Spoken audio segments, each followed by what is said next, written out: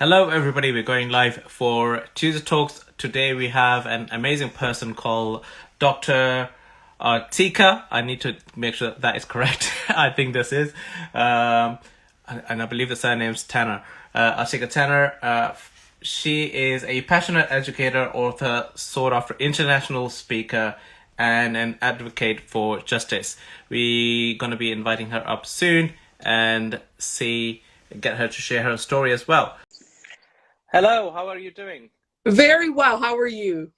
I am fine, thank you very much. I've done a short introduction for you already, but obviously you're the best person to, expand on that and let everybody know what you do and why you do it. That's the biggest question, why do you do what you do? Yes, for me, my journey on why I do what I do is based upon where I come from. I'm here in St. Paul, Minnesota, and that's my hometown. And there's a particular district that I'm from called Rondo. And Rondo was one of the historic African-American communities. At its peak, over 400 Black-owned businesses, from everything from our grocery store and co-op to our dental office, all in one place. And what's unique about my story is it's not in isolation. There were over 1,000 documented cases across the United States similar to our story, that at our peak, our community was destroyed in 1956 with the building of our highway infrastructure and our freeway systems. So the challenge then becomes when we tell our Rondo story, oftentimes it can be a story of despair, but it's also a story of hope, because that was really the inspiration for me to become an attorney, that we can use our voices, we can get organized, we can fight for justice. It's not to say, I know there was a federal law that changed in 1956 with the interstate and highways. It's not simply about the interstate and highways, it's about whose voices are heard. It's about who's impacted. And it's about equity and justice, because our community lost our wealth overnight, because it meant we lost the most valuable asset, our homes, through the power of eminent domain. So I'm throwing around all those legal words. That's how I ended up becoming an attorney, because I wanted to understand what happened to our community and to help other communities across the nation and the world advocate for their rights in real time. Wow, and so that's led you to this amazing journey. I know you've traveled the world as well, so you're an international speaker as well, and I suppose that's where you became a passionate educator as well. So you are traveling the world, educating as well. Yeah, take us through that as well. So what's all that? Well, for education, for me, I know knowledge is power. So when I even understood my own community story, and that compelled me to become a civil rights and human rights attorney, that I could understand issues, I could be impactful in real time. So I know that education can give us the tools to build a better world. So children are really my inspiration. Every city that I travel to, no matter where I am around the world, it is an opportunity for me to teach and inspire young people and remind them from our first book, Justice Makes a Difference, that story that reminds them that you're never too young to make a difference. So I help to organize young people to understand how to help strengthen and build their community, how to make a difference in real time. So being an educator for me is not just what happens in the classroom. Of course, I'm a professor. Of course, formally, I'm an educator. But it's what happens in the community and wherever we are to make an impact and inspire others, that they can use their gifts and talents to leave the world a better place than how we found it. Wow, you're already like the inspiration is already coming across towards me as well. Even though I have no connection to that, I'm like, oh, I want to go and help now. I want to see this, because obviously not being there, I don't know that history, but it is something definitely I will be Googling now to look into, because that kind of a nerd I am anyway. So if I find some history somewhere, I'm like, oh, I need to know this. Now, so it's a piece of history that I'm not aware of that has happened. But it's wonderful to hear. So what was the pivotal moment for you? When was that realization that you had that you wanted to now take this role, become an attorney to betterment of the community? When was this realization, or was that something you wanted to do from a young age in terms of practice, but not the other connections, kind of evolved later? Yes, for me, I had a sense of course, that the law impacted every area of my daily life. I grew up in the period that's called the war on drugs. So the reality of it was mass incarceration and many of the challenges that we still yet face today. That was my childhood. that really seeing, you know, our moms, our dads, aunts, and uncles entering the criminal justice system for nonviolent drug offenses. And thinking about the fact Michelle Alexander gives us a sense in her book, The New Jim Crow, that there were more African Americans under the control of the penal system during the peak of the war on drugs than who were enslaved in the 1800s. So it gives you a sense that it impacted the Black community at disproportionate rates. And in fact, you see then going from a few 100,000, we have millions incarcerated in America now. We're the incarceration capital of the world. So as a child, admittedly, I found refuge in books. So I was always, you know, reading my books, going to the library, because there was really not a lot of safety on the ground. I mean, there were gang wars, all types of things to take over this new commodity called crack cocaine. And so when I think about how the criminal justice system and the challenges that we were facing in our community in real time, I knew that there was something that had to be done. So that gave me the first sense that clearly something's not working. If drugs are the only economy in our Black community primarily, we need to do something to grow business and growth. If you could take that same person who could be a drug distributor, why could they not be a CEO if you had the right recipe? Because clearly they understand finance, clearly they understand management, but how do we take it then to something practical that can build our community versus destroying it in real time? So I had a sense of, I knew I wanted to do something related to the criminal justice system from the beginning. I just didn't quite know what it was. And I found it when I was on my journey in college doing student teaching. And I was doing my student teaching, and I'll never forget it. I was in a kindergarten classroom. So basically your first entry point into our educational system in America. And I thought, okay, the worst case scenario is one of the kids will cry for their mother, or they're not, you know, trained and they have an accident. They're not potty trained properly. I didn't know what to expect. But what I didn't know was that all the social issues, like when I was a little girl, came into the school. So the challenge was that many of the children were homeless. Many of the children, there's literally a separate bus to pick up the kids after school. Many of the children struggled with the basics of phonics or even recognizing letters, because we know that in America, we need a greater investment in early childhood education. So you had all these problems that walked into the school gate. And I'm not saying the kids walked into the school gate. Kids aren't problems, they're promise. We just have to find the promise in each and every one of them. So I decided after doing student teaching, I was like, no more. I'm not doing this. I'm going directly to law school. I knew I would eventually go, because I believe that the law is a language of power. And when I was growing up, I felt we were powerless because we didn't understand the law. We were impacted by it, but no one said, okay, instead of a war on drugs, why don't we do a public health campaign to help support people that are struggling with addiction? Why don't we create more jobs? Still yet in my community, there aren't enough jobs. In America, we talk about the racial wealth gap, that it will take 228 years to bridge the gap between Blacks and whites. But truly, to bridge that gap in real time, we have to create jobs and economic mobility. And our failures to do that is why we see still challenges on the streets today in my community. So instead of just lamenting all those problems, I started to think about how I could create change in real time.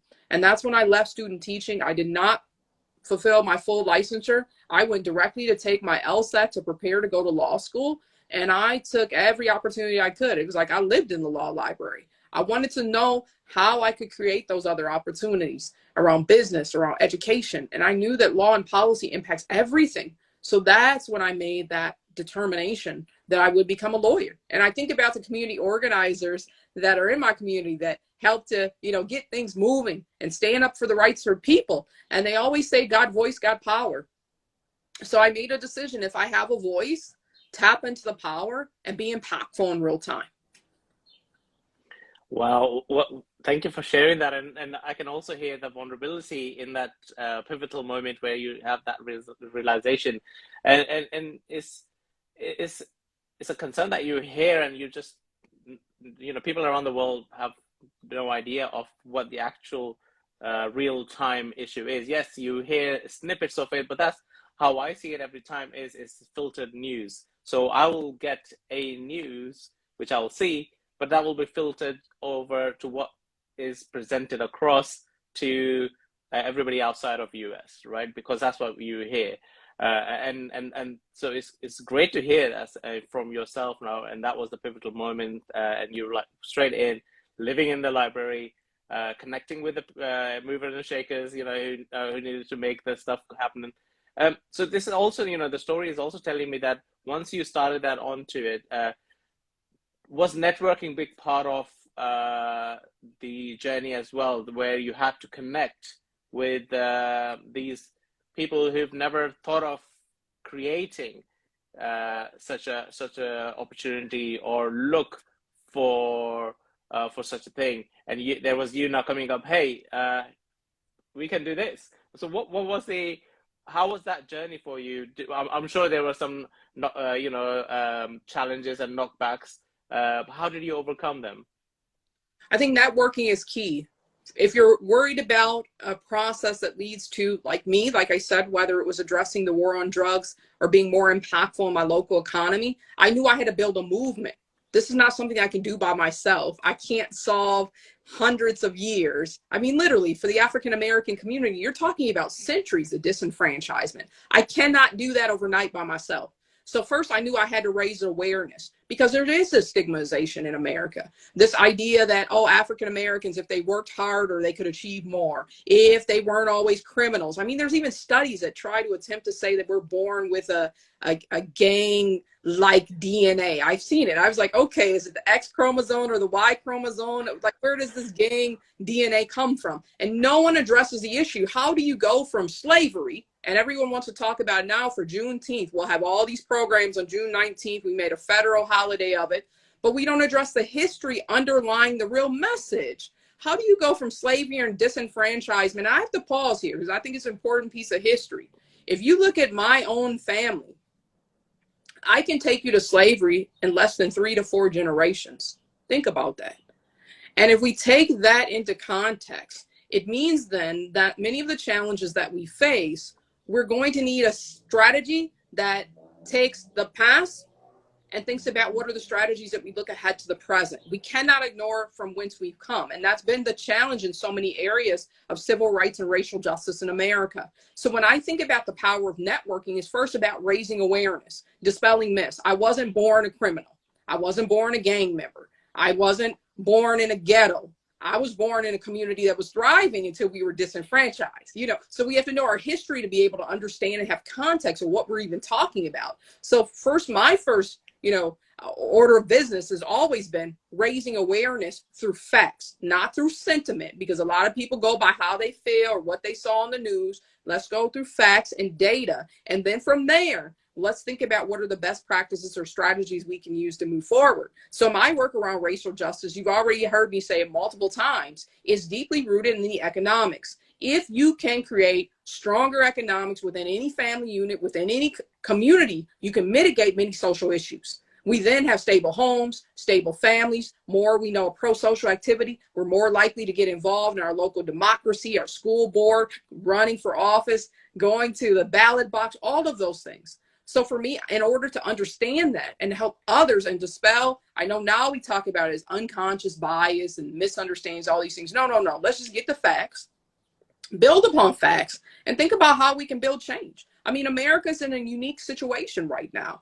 We have the opportunity, Dr. Maya Angelou talked about it, to build a rich multicultural tapestry. She described it where not one thread is greater than the other. So we can build in real time social change based upon the diversity of our human capital. So on every stage that I go on, and I've been before tens of thousands of people at this point, you then beg the question, will we meet that with fear or faith?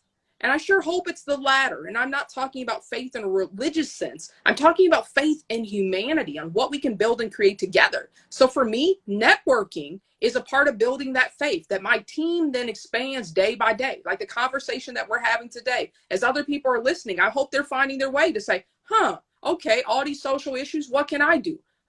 Oh, that happened in my neighborhood too. Because anyway, you have a freeway in America, you have a rondo, whether it's in the Gullah Geechee Nations in Florida, in the Carolinas, in New Orleans, when you're going to Bourbon Street, look at the freeway design and say, for your convenience to get where you need to go.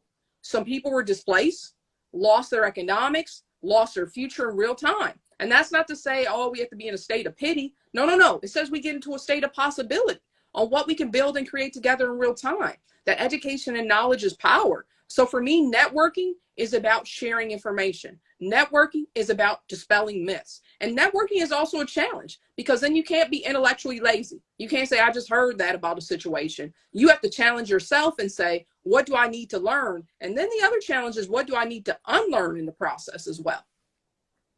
I love this. I love that. I love the closing part there. What do you need to learn when you are being presented by information? From that information, what's relevant and is this real as well? Because there's so much out there. So when you get the information, you're like, right, what do I need to learn from that? What is I need to take from it? And once I understand this, what do I need to unlearn it? And this is what you were mentioning earlier. Every time when Black History Month comes along, and wonderful stories get shared, the movies are there and all that stuff, but the thing that's always focused onto the wrong side of things, is what's happened in the past, right? What that's happened, I understand. We are here now. What can we now do to create opportunities, as you're saying? Because just like yourself, all I think it's an opportunity missed where people have not been given that chance. As I always say, so I'm in London, UK. So I'm a second generation for my family in UK, right? But then I know others who are here third or fourth generation. But if you track their lineage back home where they are from a very tiny village which had no future, right? So one person decided, right, I need to go out and look for stuff and create a life. And then before you know it, the whole family's moved along and, opportunities being created. And so it's there and the mindset. So this leads me to the mindset, right? So it's the mindset which is created. And is this something, I'm not being in America, you just hear that filtered information that comes to you here in UK. The American dream that everybody talks about. I always thought, okay, it's the American dream that everybody's chasing, right? It comes to us here now, and we'll hear some bits about it, and somebody will say, "Oh, we need this," and we say, "That's American dream. You want an American dream, us in the UK." And so we're like, "Oh, okay. So we don't want this. We want the big cars. We want this." So it's created that way so that your mind is looking for those short-term wins, short-term gains. And how can you get that if you are not presented by an opportunity? You are going to resort to what you can do, right? Current climate, when we had all this pandemic going through and everything, we still having the after effects over here. Lots of people on my street lost their houses, and I'm just trying to relate to what I'm hearing. The story is, and now those people.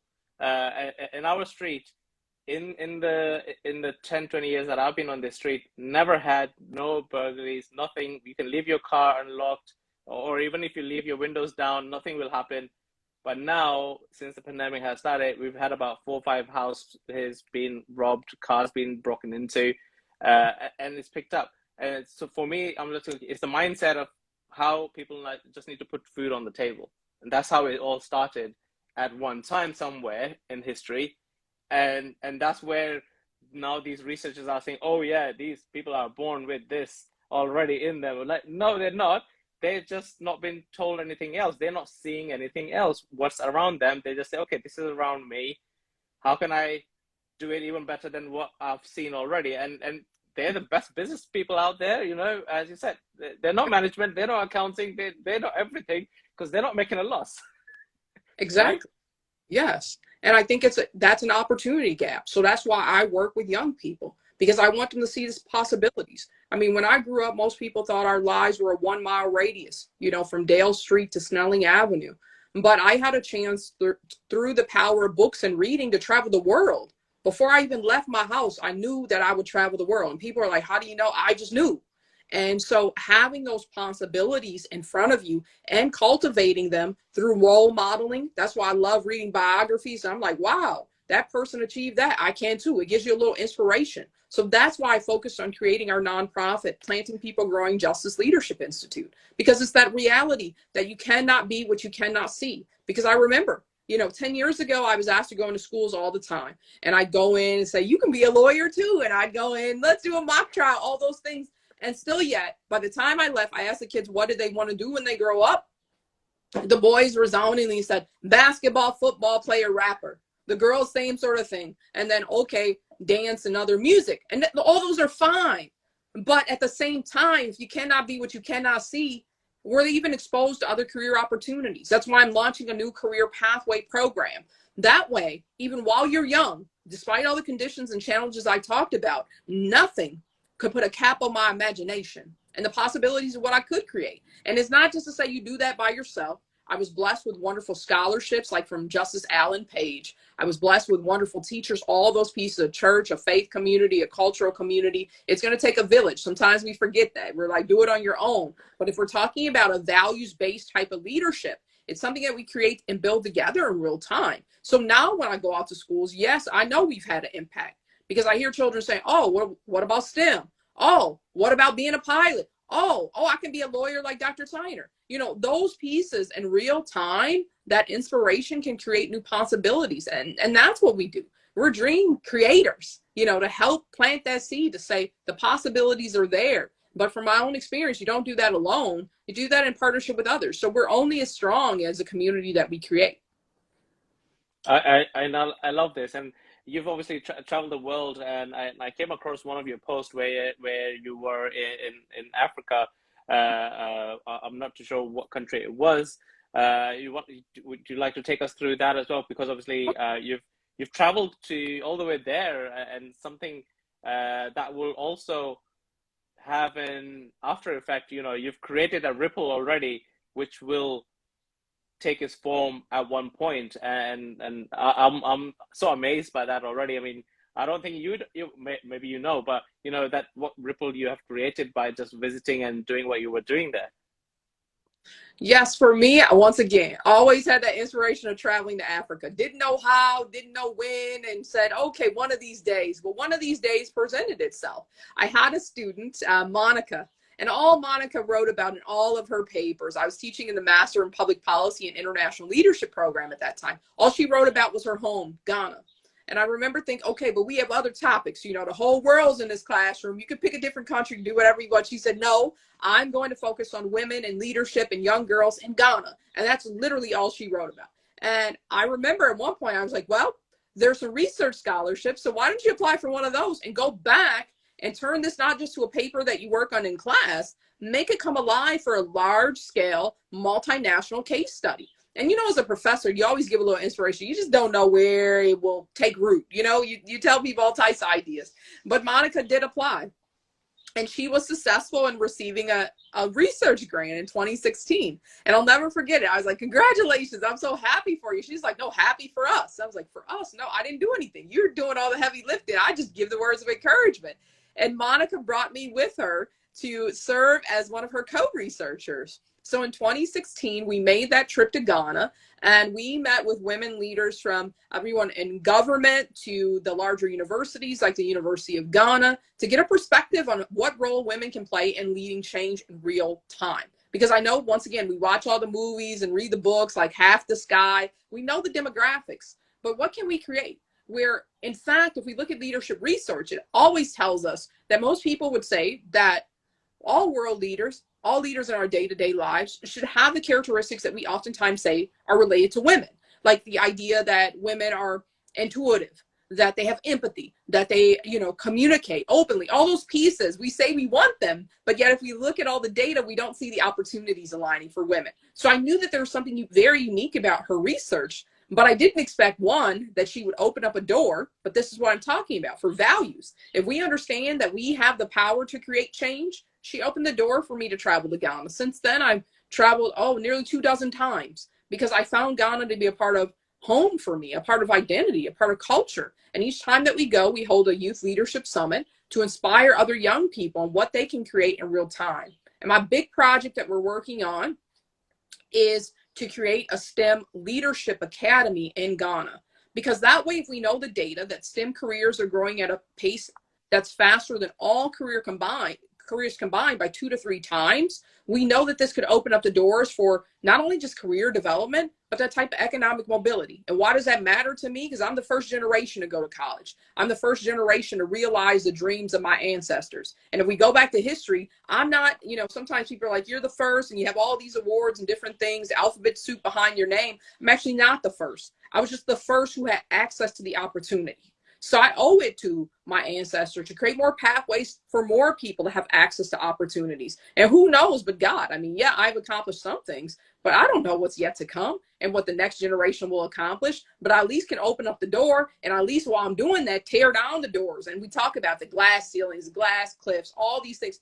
No. We tear them down and we create possibilities for the power, innovation, and creativity wherever it comes from. So what I have done in Africa is I've just done what people done for me. I've returned back a gift to say, okay, here's the possibility. So you might find me. I remember I met one pastor and he said, oh, you're a teacher. And I was like, yeah, I'm a teacher. And he said, oh, you'll be back next Sunday. I said, oh, sure, I'll be back. I didn't know. He was like, you'll lead our whole Sunday school program. He just left. And I was like, no, I didn't sign up for that. I just signed up to say hi to the kids. That was, but when I thought about it, I was like, and there were like hundreds of kids in his Sunday school program. But at the same time, I thought about, okay, what do you know what to do? Give some inspiration. And I remember, and this is why we're doing the Career Pathway series, because many of the young women and young boys had the same question. They said, we don't know what careers are out there. So we need to know what is available to us. And then once we know what pathway, what do we need to study? How do we get there? And that's really been the impetus for me to not only build a STEM academy, but also to do the books and the curriculum. So that way careers are possible. Because I remember for me, all my friends, were immigrants primarily when we were growing up. And even my family, with me being first generation, all of our parents said the same thing. They said doctor, lawyer, and then if they got one more word, they eventually added engineer. But that was too late. We already were grown by then, but they eventually gave us a third option for our younger siblings, right? So for me, I didn't know anything beyond those pieces. And I guess I had a win. I did doctor, lawyer, I do a lot in science too. So I had the win for my parents. It's not medical doctor yet, but my father, he still thinks I'm a medical doctor. He was like, oh, you got your doctorate? My foot hurts. What should I do? I was like, Dad, wrong letters. But we work with it. But if my story can be a possibility, I hope to be able to replicate that in real time for others that may not see beyond their zip code, may not see beyond their current situation. So that's why I'm dedicated to work with children, because I believe as adults, we have an important role. We're the treasure hunters. Find the treasure in our young people and help to inspire them in real time. And I love this. I love this. Find the treasure in our young and help them to inspire. It's pretty much, you're looking for that. Every child's a diamond, right? So you're polishing those diamonds. You're like, well, it's time to shine. Just go under the light. Go, here we go. You're shining now. And I love that you shared that. Nobody knows what the next step is in terms of what careers are available out there. Immigrant parents only knew doctor, engineer, lawyer, yes. The typical one they saw other people do, and you forgot to add one. I'm sure the new generation that now you're going to be speaking to, they probably talk about being a social influencer, right? That's something new now been added onto it, right? It's a new job created. So that's what so they want to be an influencer now as well. And the reason that limitation is there is only because that's what they see, right? They don't. There are less people who are in those positions who are showing that, oh, I am a lawyer here, you can be one too. Oh, I am a CEO here, you can be one too. They're not there showcasing. Or if let's say, I don't know, somebody wants to be on Wall Street, there is somebody there say, hey, I've done it this way, you can be one too. There is a process. I've done it, and that's all it is. It's a case of just showing that process. And I love that you've taken on that journey. You've owned it in terms as in this is me who's gonna do this, and make sure that. So what I'm hearing from the story is what you feel that you need to give back to the community, because community is giving it to you as well in terms of where you are. is because of that. And I love that you're doing that. It's refreshing to hear, because you don't hear quite a lot of people looking at the young or the youth to do change the future. Because and I don't know if you agree with this. This is my saying, that I say that to everybody. The kids and the youth that you are looking at now are the ones who's going to be the leaders in the future. You might be a leader now, but they're going to be the next leaders. So you need to create and nurture these guys for being ready to take over from you when you're ready to step down. We're not going to be in this position forever. When you're ready to step down, take your lake cabin, whatever, this generation is going to come across, right? Yes. I mean, that's, the notion oftentimes that you hear is the wealthiest places going to the cemetery, right? Because so many of us take our gifts and talents with us instead of sharing them as a gift, to understand we've been given a gift, and a gift's only as powerful as if it can be given again, that we keep on. It's like a life cycle ecosystem. So for me, I will admit this is one of the greatest leadership challenges that I continue to see, is that most people do not create a leadership succession plan. If I think about all the things that I've done, everything from being a Sunday school teacher, did I train the next Sunday school teacher? No, I did not. If I think about the businesses that I created, sold off, or did other things with them, did I train somebody else to replicate my business? No. So it's one of the, I would say, I wouldn't leave it as a regret, because anytime that you're aware of something, you create change. So that's one of the things that I'm committed to do. Everything that I do now, and people can tell you, they're like, well, you can't have 2 keynote speakers. Why not? And give me the first 50 minutes. My mentee will wrap it up with the last 10. You can't, we have a contract with you to write books. Okay, if it's a series, give me 3, give the 4th one to someone I'm training. Because I think we have to be very intentional about it. Because if we're not careful, then the information and knowledge that we have will not translate into the next generation and for the betterment of society. And once again, if I go full circle, it's purely economic to me as well. Because, okay, clearly I've made some strong economic moves. Okay, so what difference does that make if everybody else doesn't have a chance along with me? And there's only so much money I can make. There's so many hours in a day. What if at the same time, the power of what people did for me, I open up some doors for somebody else, and not just for them, for their whole family? You change whole cycles of poverty. Poverty is about creating opportunities in real time. That's why you have, underrepresented communities, all these words, we make it sound so nice, but it's really about not being intentional in creating opportunities. Wherever I go, people think I have an entourage. They get it mixed up. This is not about celebrity or being a social influencer. It's about the next time I come, I'm going to watch somebody else on the stage, give them the feedback so they can do better. I only ask people one thing. You train and help somebody else. And people are shocked, because I think we become such a cynical society that they think I have some ulterior motive. My only ulterior motive is, our late Senator Paul Wellstone used to say it. We all do better when we all do better. So my only motive is that somebody else does better. So literally, I do not go anywhere. I was just in Orlando receiving an award. I don't go anywhere without bringing somebody else to help model what I'm doing so they can replicate it and keep it going long after I'm gone. Wow, I love this, and I'm in such an awe as well, in terms of, right, you're making sure that it's getting replicated, and that's the best way of doing it. Making sure that it continues, right? Pay it forward comes to your mind, right? So it's a case of, right, okay, I'm gonna help you, open the door for you. Once you're further down the room, you come across a door you are able to open, pay it forward, open it for somebody else, and let that person go through, and they will do it further on. So that will carry on a trickle effect of doors being open for everybody else. And as you said, it's a case of just recognizing that and doing it. I love that. So obviously, when you are doing all this, it sounds very lengthy and very tiresome journey. So what keeps you going? Obviously, what the drive, I know that your drive is there now. We know the drive. But what did you do in those times when you were thinking, right, it's not your way, and you're at the lowest point? how did you then motivate yourself to continue? I get on a flight and I go to Africa. That's why I'm leaving soon.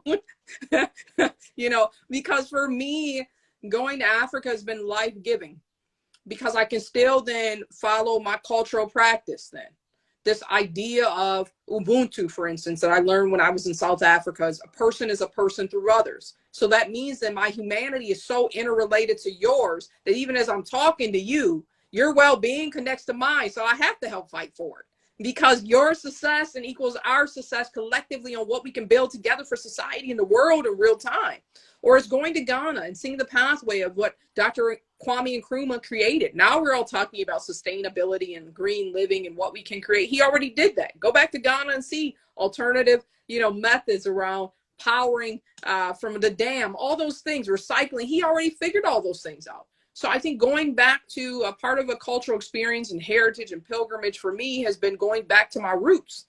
And in going back to my roots, I found not only purpose, not only strength, but I also found community in a way that I don't necessarily have here in the United States. I feel like the United States is a plague of busyness, but yet unproductive, of greed, but yet still wanting more. So why would I not go to the place that nourishes my soul? So that's why I find myself spending more time in Africa, because I know that it aligns with culture and values, not just because of the amount of melanin in my skin and my origins. I'm talking about values related to who I am as a human being. Africa helped me to find my shared humanity and common destiny in real time, and to really understand it because I could see it in action. I mean, literally, I'll never forget it. I wasn't feeling my best, but I was determined to go to the slave castles, because I was determined to understand from whence we come and the strength and the power that came from that. And all of a sudden, I mean, there was a young lady, it was so hot, and I'm like, it's not wonderful to not feel well, and the heat and humidity so high. And so literally she's wiping the sweat from her brow, but I got an allergic reaction to something. And it was like, all of a sudden, it was like my feet were red and they were swollen. And I was just like, let me just take my shoes off for a minute and get my act together. Maybe I'll feel better. And then all of a sudden, literally, she took from her head her towel to begin washing my feet and putting her cold water that she needed to drink on my feet. Where else would you see that? She saw it. I was like, no, it's okay. She's like, no. Auntie, you're hurting. Let me help you out. I was just like, oh, but no one else would think about that. They'd be like, oh, that's a shame for her. Too bad. This little girl saw that I was suffering in the moment, and she didn't ask for anybody else. She thought about what she could do. Those are the values that we have to get back to. Money doesn't buy that. It's not about how many likes I have or how many followers. It's about the love in my heart that I'm willing to share in real time. She reached down in compassion, because I know she probably thought, wow, I can't put this back on my face after I put this on this lady's feet. It's like she's a leper or something. But she looked into her heart and said, how can I alleviate some of her pain in real time? That was about humanity, a call to humanity. I hope we can find that no matter where we are, no matter what corner of the earth we're on, that we can find that in real time. So that's why I spend also a lot of time studying African proverbs, African folklore, because in that history and tradition, you get a sense of what's easily lost, but is life-giving and essential to life, common values and common purpose. So that's how I've been able to sustain the work. In America, there's no rest, there's no peace. In America, it's constantly everybody, the default, how are you? Busy. They're saying as they're walking past you. And while when we look at, yes, everybody is busy no matter where they are in the world. It's just so much responsibility, so many things happening in real time. But to see people that build a sense of community, have a heart of compassion for each other. I've traveled all over the world. I've never seen anything like it, except when I get back to Mama Africa. I love this, and an answer I wasn't expecting. So it's wow, it's such nice to hear, and it's something I mean I've noticed in other countries in terms of who are, I said not as advanced as UK, for example, or US, for example.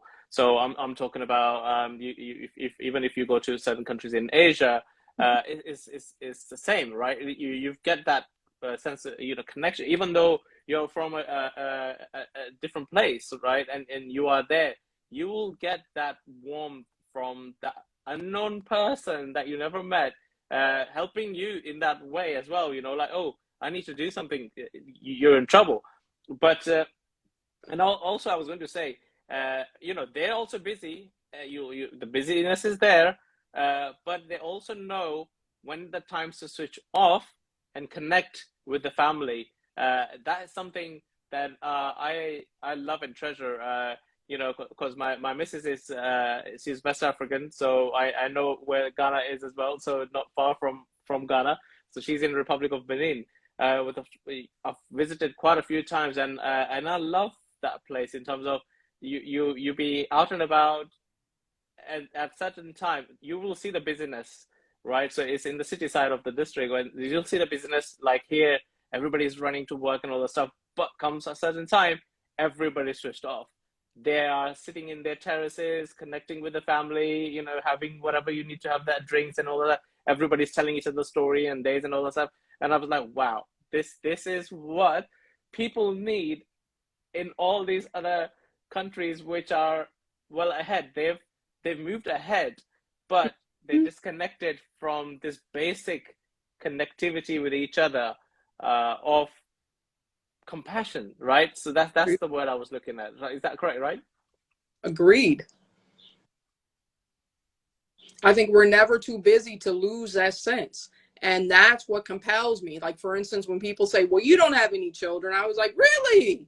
When I think about it, I have 10,000 students at the university, plus we're continuing to grow. I have 10 nieces and nephews, and then I have countless children. I couldn't believe how many Happy Mother's Day I got from all over the world, because then it's not just about this idea of, do I have children as an individual, or a child even belongs to an individual? The child belongs to the village in real time. But that notion, that Western idea, the child's only yours if it's a part of your nuclear family, no, that doesn't shut down. It's my responsibility wherever I am, because of that contact. If I've been given and blessed with the opportunity to be able to meet this child, I've been given a gift from God directly to me. So I have a chance then to think about, how do I help them reach their dreams, their potential? And that has nothing to do with whether or not I'm their birth mother. It's about whether or not I have the responsibility and understanding of what precious of a gift that's in front of me anytime a child's in front of me.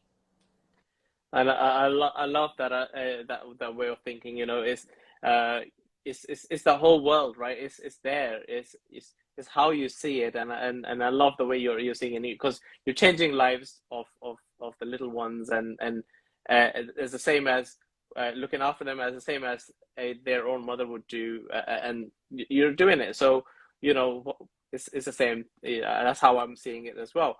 So when you've now done, is there a certain routine that you follow, or a ritual, as some people like to call it?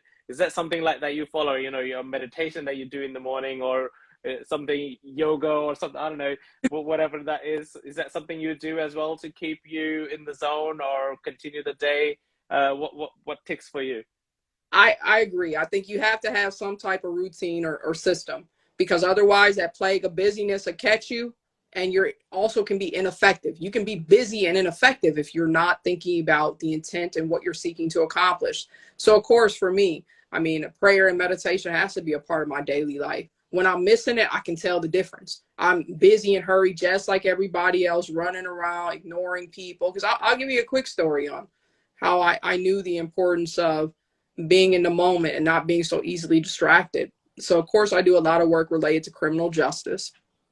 And I was in a prison. And had I not been, I had an opportunity to pray and meditate before I went, I would have missed the whole experience. I would have been there, but I wouldn't have understood.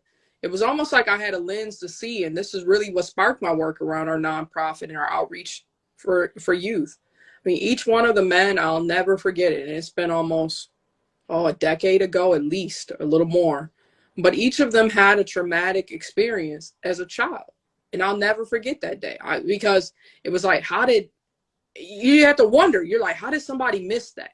I'm not saying that I could change the course of their history, but if I could have been there or had some type of intervention in some type of way, what if it could, though? Because I think sometimes we get such a negative attitude, we don't see possibilities.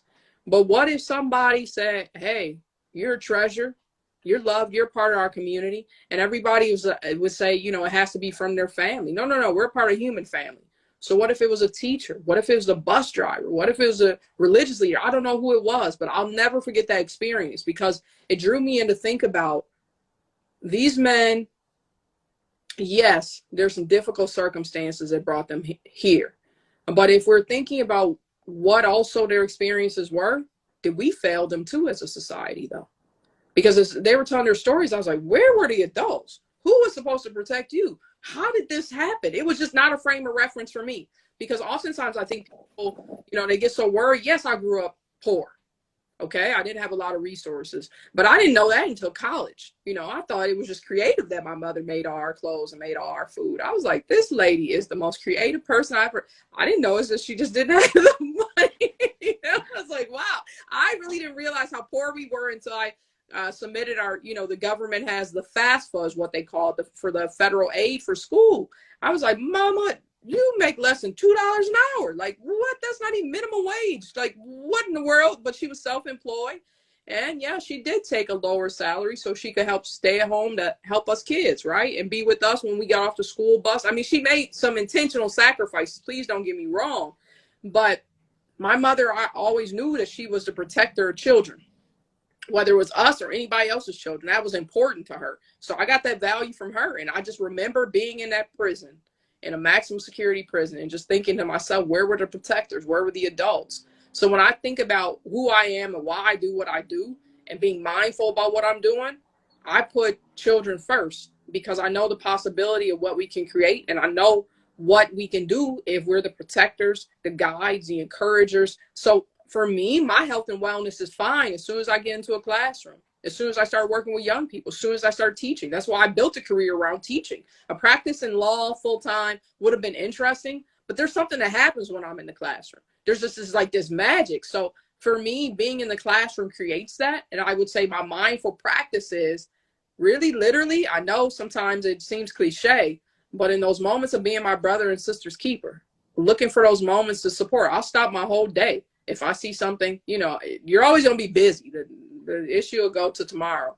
But if I see something where I can make an impact in real time, everything stop. My team will tell you, they're like, we're going to be late. No. Hold on. There's something in real time that we're being asked to do, and we'll get there when we're supposed to get there. It's not like I'm intentionally running late, but there's something that's calling us as a part of this network of Ubuntu, the shared humanity in real time. Let's pursue it. So I built all my business interests, careers, everything I do. So when someone tells you there's no money in doing good, they're not being truthful, and they're not looking at from within, because I built a publishing company about doing good.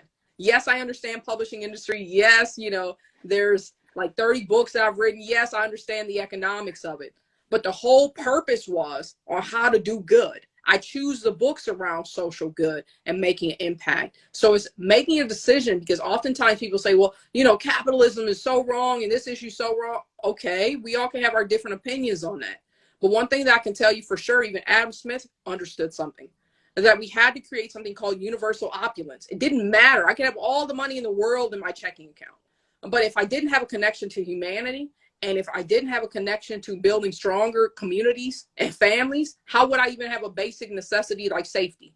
If I'm the only person here in Rondo and I have $1 billion, and nobody else has anything else, what do you think's going to happen? And so for me, we also have to get to the truth around basic economics. It's not just about, market needs and demands and supply. All those things are important words, but even Adam Smith understood that there had to be a social good. So that's how I ended up becoming a social entrepreneur, building businesses that could have a social impact in real time. So when I write a book, I'm thinking about this. I write it, sell it, and then I can donate a book to a kid that couldn't afford it. As I remember that growing up, they used to have book fairs at schools, and yeah, my mother had my envelope and I had my money. How many of my friends did not? And you just had to sit there and watch. When in fact, over 60% of American homes, when people don't have the highest income bracket, there's not a book in their whole house. When we look at American children and literacy, 1 in 4 American children are not reading at grade level. Where I sit now in my community, only about 30% of the kids that look like me can read at grade level by 4th grade. If you're not reading at grade level by 4th grade, you're 4 times more likely to drop out of school. The Department of Justice said it. This is not Dr. Tyner speaking. If you drop out of school, you look at the fact, based upon their research, that the closest correlation or indicator of future incarceration is what? Illiteracy. They said that reading failure is deeply welded, meaning that great connection to future incarceration. 85% of the kids in the juvenile justice system cannot read. 68% of the adult population. Most of my clients learn how to read while in prison. So why am I bringing this all up? We can create possibilities. So through my social enterprise, through my bookstore and publishing company, instead of just say, oh, it's a shame so-and-so can't read. Where are their parents? What happened with their school teacher? We go into schools, we go into community, we go out on the streets, and we do it in real time. Teaching young people, helping to inspire them to read, helping to get books in their hands. And the best part is we're helping to create the books that look like them, that look like the beauty of America. You're more likely to see a book with the cover with a black dog or a black bear than a black boy or a black girl. Let's change this up. And business interests can do that. Capitalism can do that. But we have to understand what we're doing and have a pathway to the future. And that's what I do as an entrepreneur. And I love that as equally as I love teaching, because then I can change the economics and communities in real time. Wow, I love that, and thank you for sharing this. So, what are your current projects that you are doing, and is there an opportunity for people to connect with you? Is that something you're doing that other people can connect with you around the globe? I would say.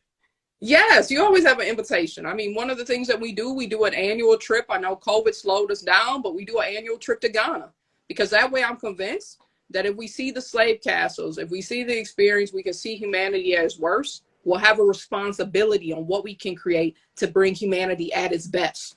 And it will be in our hearts, not just something we read about in a book, it'll come alive. So we do an annual trip to Ghana, and that's also an opportunity for me to bring business leaders and other people there to make the investment in our communities in real time. We'll need help, of course, with the STEAM Academy. I said STEAM because we're also going to bring artists with us as well. Since I'm a literary artist, my community, my network, we're bringing you with me too. So we'll need more teachers to help support our programming. We'll need support to build the building and infrastructure and everything. But also I would say, as we continue to grow the bookstore and the publishing house, go visit our website. It's ppgjbooks.com. Support our books. I mean, when you buy a book, you're helping us to make sure a book gets in the hands of a child in real time. And I know this is hidden all over the world, because I'm looking at all the people who've joined us. And the reality of it is, wherever you are, join me then. Being determined in our work together around literacy and raising awareness. This is just not an issue in America. This is an issue around the world. And if we can create opportunities not only for young people to be able to read, but also to lead, so that inspiration along the journey. Maybe they read a book about Ellen Sirleaf Johnson and realize that they can dare to be head of state. You know, that's Madam President, first Black female head of state in the world. Think about that. So when we take that type of inspiration, maybe it's Dr. Wangari Maathai, we're concerned about environmental justice. She said, plant a tree. You haven't done nothing till you plant a tree. 51 million trees later, you know, there's some power in what our young people can do. So I'm saying this to be an invitation. Go out and volunteer in your local school. Go out and volunteer in your local youth group. Go out on your block and volunteer. Because if we inspire our young people, we're planting a seed in the future in real time, and we can have the greatest impact possible. So that's what I do. No matter where I'm at, there's no agenda. I can tell you that because my team gets frustrated. They're like, where's your, I don't know. We're going to find some kids. We're going to find a business to support. I mean, so in that way, I would say just dig deep. And I also would challenge that I know you have a community of business leaders, you know, leading folks who are thinking and coming up with ideas. Make your business make business sense for a social purpose. We all can do that, whether it's related to creating more jobs, more opportunities. Let's just make sure that the bottom line is not just dollars and cents. That's important. But I think it's also important to be impactful in real time. I love this. I love this. Thank you. Thank you very much. It's very inspirational. I'm definitely going to be checking out your website. Is that also on your Instagram bio or? Yes. So please join us. Everything we do is right there, and let's stay connected, and let's just replicate the work wherever we are. Definitely. It definitely was a very inspirational conversation. Is there something you would like to say to wrap this conversation up? I think what I'd like to say is just thank you. Thank you for everyone who's joined us. And more importantly, thank you for asking all the questions and delving deeper into my story and the inspiration for the journey. And I just hope for every one of us that we can discover the leader within. Because oftentimes we think the challenges of the world are too big. How do we even get started? But we all have an ability through a sense of agency, influence. Yours will look different from mine, and it might be like, it looks like, well, she has a greater platform. No, it's not that. I think everybody has their own platform. And one of my mentors, she always says, just reach one. You know, just start off with that one person. Just please, if you're going to do anything to support my work, start off with that one young person and help inspire them on their journey. Wow, thank you very much. I could have not even said that better. So that's amazing. That's great. Thank you very much. And anybody who was watching with us throughout, saw quite a few people there live on IGTV. And if you've just joined as well, I would recommend to rewind this episode that will be left behind for people to watch. There's so many inspirational nuggets to take away from it. And anybody who's watching, listening to this on a podcast, which will be posted on a bit later in the year, please, if you found it inspiring, you know, if there was a spark somewhere that whilst you were listening to this episode, now it's our duty to share this with somebody else. We shouldn't keep that spark within us, because we do not know who's woken up or going to bed thinking of a better day tomorrow or today. So, and if you had that spark in you, it's our duty now to share that spark with somebody else. Share the episode with whoever you can, if you feel inspired to do so, because you might create that spark for them, and that spark could be a door, you know, that Dr. Artika was talking about being opened for that person. You know, could just give them the idea of what they're thinking of doing. So I would like to say thank you very much, everybody, for watching this Tuesday Talks. We'll be back again next Tuesday with another amazing person. Dr. Artika, thank you very much for your time and a wonderful story. Thank you very much. I'll look forward to seeing if I can join one of those Ghana trips, but it looks amazing. So I will definitely see, or watch out for that. Thank you very much. Thank you. Thank you. I appreciate it. Bye-bye. Bye-bye.